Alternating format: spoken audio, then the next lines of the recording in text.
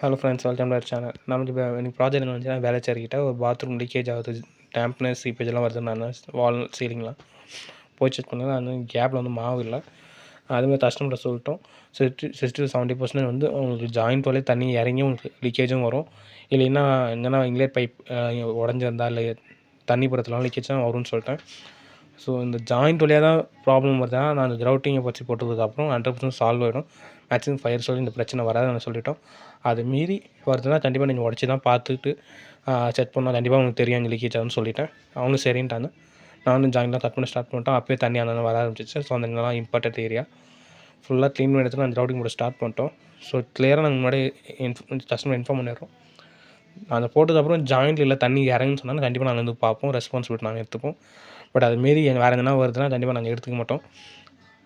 ஏன்னா ஒரு சில இடத்துல ப்ராப்ளம் வந்துச்சு, சில இடத்துல எல்லா கஸ்டமரும் அக்செப்ட் பண்ணிட்டாங்க. பிகாஸ் அது ஜாயிண்ட்டாக என்னால் கேரண்டி தர முடியும். ஏன்னா அது ஜாயிண்ட் தான் நான் ஒர்க் பண்ணுறோம். ஓகேங்களா? அதுமாரி இருந்துச்சுன்னா கண்டிப்பாக நீங்கள் பார்க்கணும்.